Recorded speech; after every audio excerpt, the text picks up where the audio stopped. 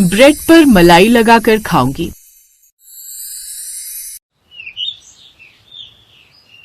ओफो, ये लड़की फिर ये ब्रेड मलाई लेकर बैठ गई। बेटा, सुबह सुबह कुछ और खाने की भी आदत डाल ले, अब तेरी शादी होने वाली है।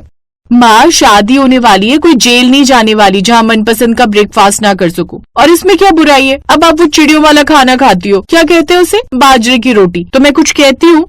उफ, इससे तो बहस करना ही बेकार है।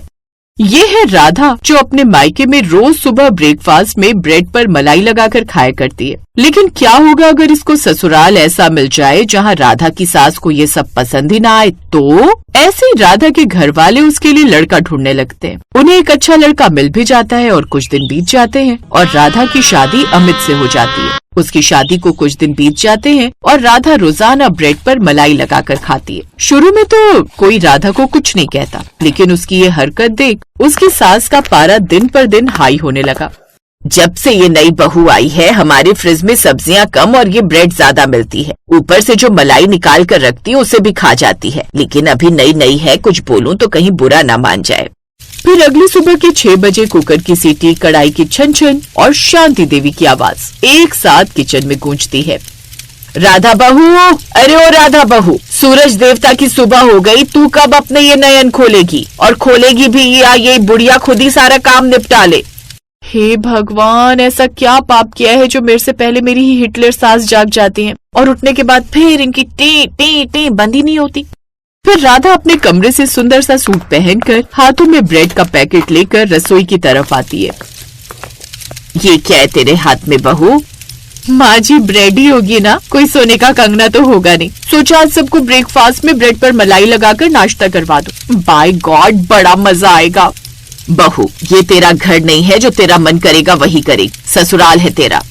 वैसे माँ जी, ये मायका तो आपका भी नहीं है, जो रोज रोज ये मूली के पत्तों की भुजी बनवा देती है। पता है कितनी बदबू आती है?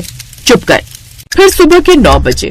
वाह, आज तो घर में होटल जैसा फील आ गया ये होटल वाला नाश्ता देखकर। ज्यादा होटल होटल किया ना तो होटल में ही भेज दूंगी। मेरा ना माथा खराब मत किया करो तुम सब। एक ये ब्रेड मलाई वाली है, तब से घर में घी के लिए मलाई बचती ही नहीं, इसीलिए ये मलाई वाली ब्रेड खा खाकर मेरा पेट ऐसे घूमता है जैसे वॉशिंग मशीन में कपड़े। क्या है इस बुढ़िया को, जब देखो कचर कचर करती है। एक तो इतना अच्छा खाना बनाकर देती हूँ, उसमें भी ड्रामा। देखो राधा, माँ सही बोल रही है, कुछ नया ट्राई करो। मुझे भी तुम 2 दिन से लंच में सिर्फ ब्रेड मलाई दे रही हो। आज कुछ अच्छा खाना बनाना, वरना कोई जरूरत नहीं है लंच भेजने की। फिर अमित राधा को सुनाकर अपना बैग उठाकर ऑफिस चला जाता है। फिर शाम को सभी घर वाले लिविंग रूम में बैठकर चाय पी रहे होते हैं, तभी दरवाजे पर खटखट होती है। राधा जाकर दरवाजा खोलती है।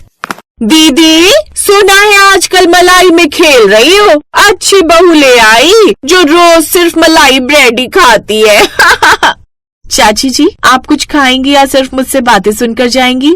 ए लड़की, जुबान संभाल कर, तेरे घर वालों ने तुझे तमीज नहीं सिखाई? चाची जी, मैं तमीज में ही हूँ, तभी तो चुप हूँ। ये सब देखकर शांति कमला के सामने राधा को बहुत कुछ सुना देती है और पास ही टेबल पर पड़ा वास वही जमीन पर फेंक देती है। आने दे आज अमित को घर, फिर करती हूँ उससे बात। हाँ हाँ, कर लेना बात, डरती नहीं मैं किसी के बाप से। फिर रात का समय हो चुका था। शांति अपने सर पकड़कर बैठी थी। इसी बीच शांति का पति रमेश और बेटा अमित घर में आते हैं और शांति को सर पकड़ा बैठे देख परेशान हो जाते हैं। क्या हुआ माँ?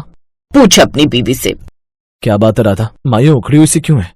देखो अमित, मुझे ब्रेड पर मलाई लगाकर खाना पसंद है, लेकिन मेरी प्यारी सासू माँ को नहीं, तो इसमें मेरा क्या कसूर? और अब किसी को मेरा ब्रेड पर मलाई खाना पसंद नहीं तो मैं क्या करूँ? मैं तो ब्रेड पर मलाई रखकर खाऊंगी। अरे चुप हो जा, जब से इस घर में आई है ब्रेड मलाई खा खा कर ना मेरा दिमाग ही खा गई है। माँ मैं बात कर रहा हूँ ना। देखो राधा, तुम बाकी लोगों के लिए ब्रेकफास्ट में पोहा उपमा और कुछ बना दिया करो, और तुम्हें जो खाना है खा लिया करो। वो क्यों भला? मैं इस घर की बहू हूँ या नौकरानी? अपनी माँ को बोलो सबकी पसंद का नाश्ता तुम लोगों की थाली में परोस दे, मैं इतनी चीजें नहीं बनाने वाली। शांति सब चुपचाप सुन रही होती है, फिर बोलती है। सुन रहा है, इसकी जुबान मलाई खाकर कैसी फिसलती जा रही है। ठीक है, अब इस पर ताला लगा लूंगी। फिर राधा सभी के लिए उनकी पसंद का दाल चावल बनाकर उन्हें देकर खुद गुस्से में बिना कुछ खाए पिए अपने कमरे में चली जाती है। फिर अगली सुबह, सभी लोग ब्रेकफास्ट के लिए आ जाओ। सभी टेबल पर ब्रेकफास्ट के लिए जाते हैं, जहां आलू का पराठा, पोहा, उपमा सब होता है। क्या मजेदार ब्रेकफास्ट है, सही में भाग्यवान, मजा आ गया। हाँ माँ, वरना मलाई ब्रेड खाकर तो मैं पागल ही हो गई थी। सभी लोग नाश्ता कर रहे होते हैं, जिसमें आलू का पराठा, पोहा, उपमा जैसी चीजें होती है, जबकि राधा केवल मलाई ब्रेड ही खा रही होती है। कुछ दिन ऐसे ही बीत गए और एक दिन जब बहू रसोई में काम कर रही होती है तो कुछ गिरने की आवाज आती है और शांति जैसे ही रसोई में आती है देखकर शॉक हो जाती है। राधा किचन में बेहोश पड़ी थी। अमित, ओ अमित, जल्दी आ, देख बहू बेहोश हो गई। माँ, आप डॉक्टर को कॉल करो, मैं राधा को कमरे में लेकर जाता हूँ। अमित राधा को बेड पर लिटा देता है। अब ये ठीक है, लेकिन इनका ध्यान रखो, कमजोरी की वजह से बेहोश हुई थी। लेकिन ये हुआ क्या मेरी बहू को? इनके शरीर को बाकी पोषक तत्व नहीं मिले थे, क्योंकि जैसा आपने बताया ये सिर्फ ब्रेड मलाई खा रही थी, जिसके कारण कमजोरी हो गई। इसी बीच राधा को होश आता है और उसे अपनी गलती का एहसास होता है कि वो कितनी पागल थी जो अपनी सास की परवाह को समझ नहीं पाई और सबसे बोलती है कि आप सभी मुझे माफ कर दो, मैंने आपकी बात नहीं मानी। कोई बात नहीं बेटा, अब तुम आराम करो। हाँ, अब तुम सिर्फ मलाई ब्रेड ही नहीं बल्कि सब खाना भी खाओगे ताकि जल्दी तंदुरुस्त हो जाओ। जी अमित। शांति रसोई में सब्जियां काट रही होती है कि तभी अमित वहां आता है और बोलता है, माँ ये क्या कह रही हो? कुछ नहीं, उस ब्रेड मलाई की दीवानी के लिए सूप बना रही हूँ। दोनों जोर से हंसते हैं और बना हुआ सूप लेकर राधा के पास जाते हैं। ले बहू, ये सूप पी ले, जिससे ताकत आएगी। जी माँ जी। कुछ दिनों तक रोजाना शांति उसे पोषण से भरपूर खाना देती है, जिससे वो जल्द ही तंदुरुस्त हो जाती है। कुछ दिन बाद सभी लोग डाइनिंग टेबल पर बैठकर नाश्ता कर रहे होते हैं। तभी अमित बोलता है, राधा, अब तो तुम्हें भी ब्रेकफास्ट में चीजें अच्छी लगती है ना? जी अमित, लेकिन क्या लेकिन? वो माँ जी, ब्रेड और मलाई की बात और है। आखिर कोई कैसे भूल सकता है अपना प्यार? क्या बोली तुम? अरे अमित, आप भी हो प्यार, लेकिन दूसरा, पहला तो ब्रेड पर मलाई ही है। ये सुनकर सब जोर जोर से हंसने लगते हैं। इसके बाद भी वो ब्रेड मलाई खाती है, लेकिन अब बहुत कम।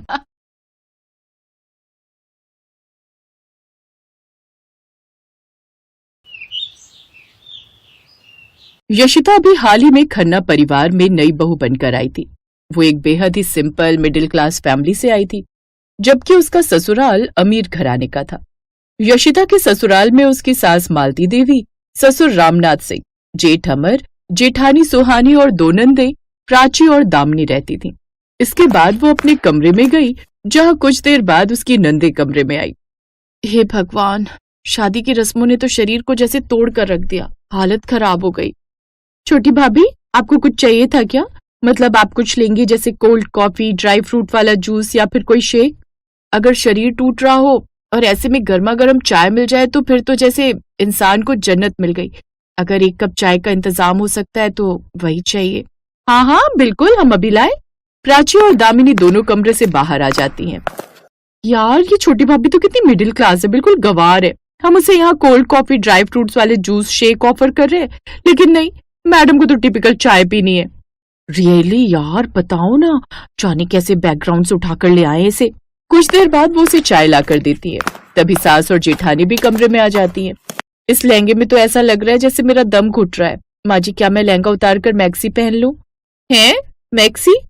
हाँ, वो लंबी सी होती है ना, जिसमें गर्मी नहीं लगती। ओह, यू मीन टू से नाइटी? हाँ हाँ, वही वही, वो हमारे यहाँ उसे मैक्सी कहते हैं। जब हमारे मोहल्ले में बिजली चली जाती थी ना, तो गर्मियों में सब आंटियां मैक्सी पहनकर ही घूमती थी। अगर बहू तुझे चेंज करना है तो कर ले, वैसे भी अब सारी रस्में हो गई हैं। अरे वाह, ये हुई ना बात माँ जी।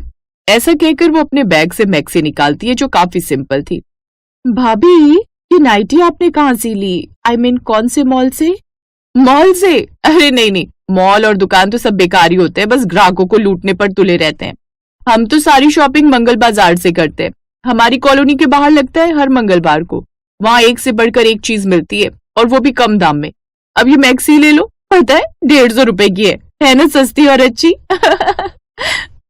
अब वो सभी एक दूसरे का चेहरा देखने लगती हैं, फिर वहां से चली जाती हैं। ऐसे ही कुछ दिन बीत जाते हैं। यशिता की रोज रोज की हरकतें घर के लोगों को बड़ी ही अजीब लगती थी। तो कभी बाथरूम में नहाते हुए गाने लगती। आई स्वेयर, ये ना जाने कहां से मिडिल क्लास लड़की अपने यहाँ आ गई। मतलब ना कोई क्लास है ना कोई स्टैंडर्ड। छोड़ो ना दामिनी, अब वो माँ जी और पापा जी की पसंद है तो क्या ही कर सकते हैं। ऐसे कुछ दिन बीत जाते हैं। एक रोज यशिता हाथ धोती है और अपने पल्लू से उन्हें पोंछ लेती है, जिसके बाद वो थाली में पराठे पर ही सब्जी रखकर खाने लगती है। लेकिन उसकी इस हरकत से मालती देवी उसे टोकते हुए कहती हैं, ये क्या तरीका है बहू खाने का? पराठे के ऊपर सब्जी रखकर कौन खाता है? तू अलग कटोरी में भी तो सब्जी रखकर ले सकती थी ना। वो माँ जी, क्या है ना, मेरी बचपन से ही आदत है। जब मैं छोटी थी ना तो मम्मी पराठे के ऊपर ही सब्जी रखकर उसका रोल बनाकर देती थी और मैं हाथ से पकड़कर उसे खाती रहती थी, और अब वही मेरी आदत भी बन गई है। मुझे ना बड़ा पसंद आता है पराठे के ऊपर सब्जी रखकर खाना। बहू, तेरी ना हरकतें बड़ी ही अजीब है, भला ऐसे कौन खाता है? अरे ये तो कुछ नहीं माँ जी, आपने इसकी वो हरकत नहीं देखी? टॉवल की जगह इसने अपने पल्लू से ही हाथ पोंछ लिया। अब ऐसे ही कहीं गेस्ट बनकर जाने लगे तो हमारी तो कितनी बदनामी होगी ना। उनकी बातें सुनकर यशिता उदास हो गई, क्योंकि जब से वो ब्याह कर आई थी घर में कोई ना कोई उसे उसकी मिडिल क्लास हरकतों के लिए बात बात पर टोकता ही रहता। ऐसे ही दिन बीत रहे थे। फिर एक रोज रामनाथ सिंह कुर्सी पर बैठे अखबार पढ़ रहे थे, मगर अचानक उनकी कुर्सी से गिरने की आवाज आई। आवाज सुनकर सभी बाहर दौड़े आए। रामनाथ जी का चेहरा एक तरफ झुक गया था, दाएं हाथ ने काम करना बंद कर दिया था, आवाज भी जैसे अटक गई हो। उन्हें जल्दी से अस्पताल ले जाया गया। देखिए, इन्हें पैरालिसिस का अटैक आया है। इनके एक हिस्से ने काम करना बंद कर दिया और अब कितने दिन में ठीक होंगे हम कुछ नहीं कह सकते। अब आप परिवार वालों को मिलकर ही इनकी देखभाल करनी होगी। हम पापा के लिए कोई नर्स या कोई उनकी हेल्प के लिए रख देते हैं। इनको बहुत देखभाल की जरूरत पड़ेगी, दवाई, मालिश, समय पर खाना और भावनात्मक सहारा भी। नहीं, ये कोई भी वाला काम नहीं है। इनकी सेवा पेशेंस और प्यार से करनी होगी। कोई एक ऐसा व्यक्ति चाहिए जो दिल से ध्यान रखे, वरना हालत और बिगड़ सकती है। इनकी जल्द से जल्द रिकवरी के लिए ये बहुत जरूरी है कि फैमिली का ही कोई सदस्य इनकी देखभाल करे। ये सुनकर सभी लोग हैरान रह गए। फिर 2 दिन बाद उन्हें अस्पताल से वापस घर ले आए, लेकिन पहले जो रुतबा रामनाथ जी का उस घर में था वो नहीं रहा। उनकी हालत देखकर अब सभी लोग उनसे खींच खाने लगे। ओह गॉड, ये क्या मुसीबत आ गई। अभी तो शादी ब्याह का मौसम आने वाला है, पार्टियां आएंगी और अब ये घर में मुसीबत। अब कौन करेगा इनकी सेवा? मेरी बस की तो नहीं है। और अमर, मैं तुम्हें पहले ही कह देती हूँ, मुझसे कोई उम्मीद मत रखना। घर में बड़ी बहू है, उसे सेवा करनी होगी। अरे तो तुमसे कौन कह रहा है कुछ भी करने को? तुम अपना किचन का या दूसरा काम पकड़ लो, जिससे तुम्हें पापा की सेवा के लिए जाना ही नहीं पड़ेगा। सच कहूं तो मुझसे तो खुद ये सब नहीं होता, इसीलिए तो मैं इन सबसे दूर ही रहूंगा। बड़ा बेटा और बहू ने पहले ही दिन पल्ला झाड़ लिया। मेरी तो समझ में नहीं आ रहा अब कैसे होगा सब, क्योंकि अब मुझ में भी इतनी हिम्मत नहीं रही कि मैं इस उम्र में इनकी देखभाल कर सकूं। आखिर में यशिता ने कहा, और कोई नहीं कर सकता तो ठीक है, मैं करूंगी उनकी सेवा। मेरा भी तो फर्ज है, आखिर ये मेरे भी पिताजी जैसे हैं। ये सुनकर ससुर की आंखें भर आई। आवाज तो निकल नहीं रही थी, पर उनकी नजरें आशीर्वाद दे रही थी। बाकी सब ने राहत की सांस ली, जैसे किसी बोझ से छुटकारा मिल गया हो। अगले ही दिन से यशिता की जिंदगी बदल गई। सुबह 6 बजे उठकर वो ससुर जी की दवाइयां तैयार करती, उबला पानी रखती, उन्हें खाना खिलाती। इतनी मेहनत करने की क्या जरूरत है? 2 रोटी और दवा दे दो बस। सिर्फ खाना देने से बूढ़े लोग जल्दी स्वस्थ नहीं होते भाभी, बल्कि असली दवा तो देखभाल ही है। सुहानी मुंह बनाकर वहां से चली गई।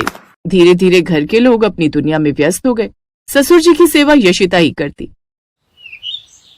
लेकिन अब घर का काम ज्यादा करने के कारण कुछ दिन में ही सुहानी खींच खाकर कहने लगी, पूरा दिन उन्हीं की सेवा में लगी रहती हो, बाकी घर गृहस्थी क्या मैं अकेली करूं? अच्छा बहाना पकड़ रखा है तुमने भी घर के कामकाज से बचने का। आप गलत समझ रही हैं दीदी, ऐसा कुछ नहीं है। आप फिक्र मत कीजिए, मैं घर का काम भी कर लूंगी और बाबूजी को भी संभाल लूंगी। हाँ, बड़ी सेवा भावना जाग गई है तुम्हारे अंदर। देखो, ज्यादा प्यार स्नेह करके उम्मीद मत बढ़ा देना। बाबूजी की हालत सुधरने वाली नहीं है, अपना टाइम मत खराब करो। कोई अच्छा हो जाए या ना हो, सेवा कभी व्यर्थ नहीं जाती। मुझे विश्वास है वो जल्दी ठीक हो जाएंगे। ऐसा कहकर यशिता घर के कामकाज में लग गई। ऐसे ही दिन बीत रहे थे। फिर एक रात अचानक ससुर जी को तेज बुखार हो गया। ये देख यशिता घबरा गई, लेकिन उसने हिम्मत नहीं हारी। वो रात भर चौकन्नी बैठी रही, ठंडा पानी, दवा, पट्टियां सब करती रही। फिर सुबह होते होते थोड़ा बुखार उतर गया। फिर एक रोज जब यशिता मालिश कर रही थी, तभी उसे एक हल्की सी हरकत महसूस हुई। बाबूजी, आपने उंगलियां हिलाई। यशिता की आंखों में भी चमक आ गई। ऐसे ही अब बिस्तर पर लेटे हुए उन्हें 1 महीना बीत चुका था। फिर एक रोज जब सब लोग खाने की टेबल पर बैठे थे। अरे ये क्या, ये डाइनिंग एरिया में ये कुर्सी यहाँ पर किसने लगाई? जब से बाबूजी ने कमरे में खाना खाना शुरू किया तब से तो ये कुर्सी यहाँ से हटा दी थी। फिर अब ये आखिर कौन बैठने वाला है इस पर? इस कुर्सी पर वही बैठेंगे जो इस घर के मुखिया हैं और इस कुर्सी पर हमेशा से बैठते आए हैं। क्या मतलब? अभी बताती हूँ, आइए बाबूजी। तभी वो सब देखते हैं तो रामनाथ सिंह हाथ में छड़ी लिए धीरे धीरे उसके सहारे कुर्सी तक आते हैं। ये चमत्कार देख सभी घर वाले हैरान रह गए। ओह माय गॉड, ये तो चमत्कार हो गया, पापा ठीक हो गए। Wow, what a news. हाँ, और इन सब का श्रेय जाता है ये हमारी छोटी बहू को, जिसकी मेहनत और लगन से ये 1 महीने में पूरी तरह ठीक हो गए। हाँ, जब सब घर वालों ने मुझसे मुंह मोड़ लिया तब इसने ही मेरी सेवा की, और इसकी सेवा के कारण ही मैं इतनी जल्दी महीने भर में ही ठीक हो गया। ये मेरी बहू नहीं बल्कि बेटी से भी बढ़कर है।